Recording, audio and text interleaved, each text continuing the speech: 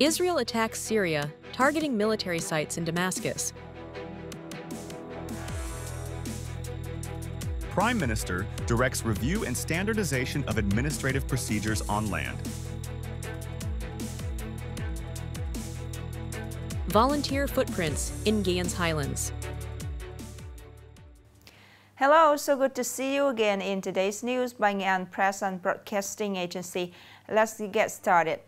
Israel launched powerful airstrikes in Damascus on Wednesday, blowing up part of the defense ministry and hitting near the presidential palace as it vowed to destroy government forces attacking Druze in southern Syria. Syrian security forces have confirmed that Israel has attacked the defense headquarters in the capital Damascus.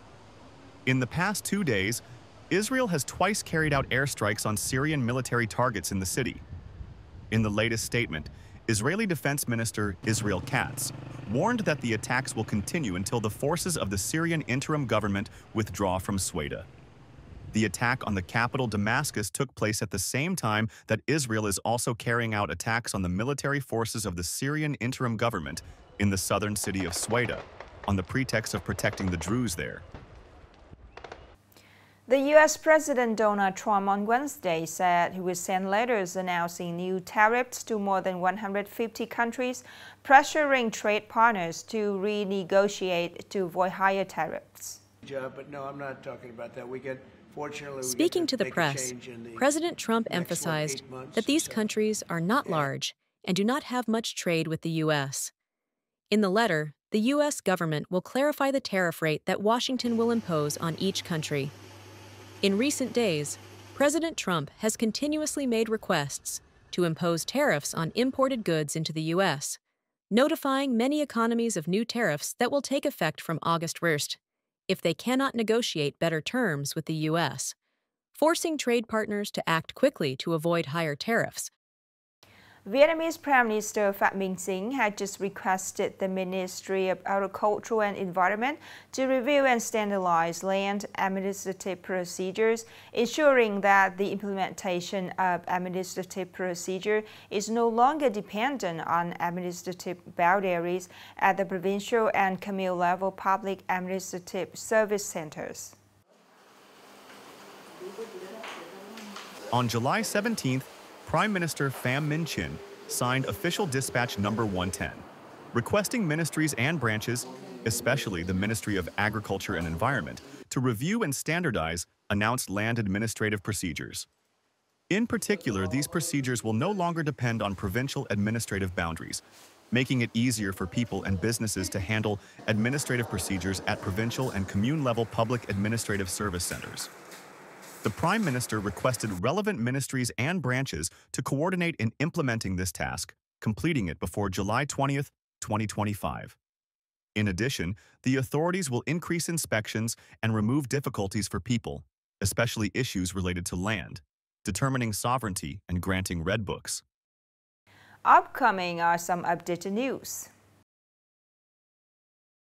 Within the framework of the Vietnam-Azerbaijan Intergovernmental Committee meeting in Hanoi, the National Startup Association, in coordination with the Ministry of Industry and Trade, organized the Vietnam-Azerbaijan Business Forum 2025, with the theme of Converging Investment Resources to develop the national innovation and startup ecosystem in the digital economy era. The forum aims to connect the business community, investors, experts, and management agencies in the fields of industry, technology, innovation, and strengthen bilateral economic cooperation, especially legalizing the signed contents into long-term strategic cooperation programs, creating favorable conditions in terms of legal corridors, policy mechanisms, and connecting resources between state management agencies, businesses, and startup support organizations of the two countries. Total registered foreign direct investment, FDI, in Vietnam during the first 6 months of 2025 reached over $21.5 billion, a sharp increase of 32.6% compared to the same period last year, the highest level since 2009.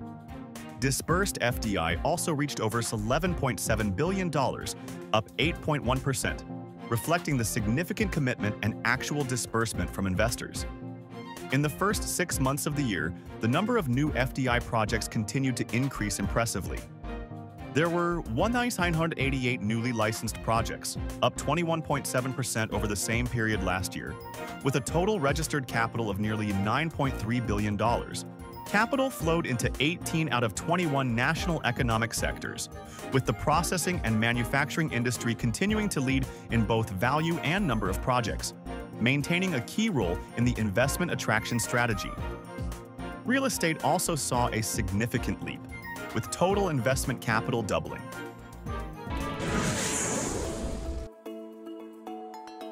The coastal road project spanning from KM7 to KM76 is designed as a Class 3 plain road, featuring 8 bridges, including 5 major ones, such as the nearly 890-meter-long Kua Thoi Bridge and the over 750-long Loc Van Bridge.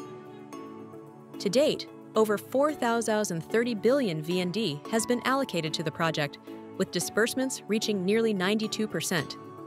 The overall execution value for the entire route has reached 90%, with key bidding packages XL01 and XL02 both exceeding the 90% mark. Land clearance is 99.5% complete, with only a few minor outstanding issues being addressed and expected to be resolved in July. Nghệ An aims to complete the entire route before August 30th and hold the inauguration ceremony on National Day, September 2nd, 2025. However, the initial 100-meter section of the Nashitan Bridge will be completed in Q1 2026.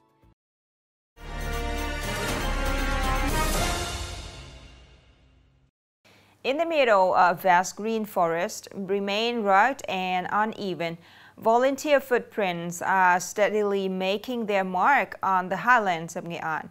This summer, students are gaining experience and immersing themselves with the local communities, together sowing the green seeds of sharing and love. More in this story. From 6 a.m., before the sun got too intense, the students joined locals in Quang Phong Commune to plant rice. In early July, despite the unpredictable weather, alternating between sun and rain, the volunteers in their green shirts worked tirelessly in the fields.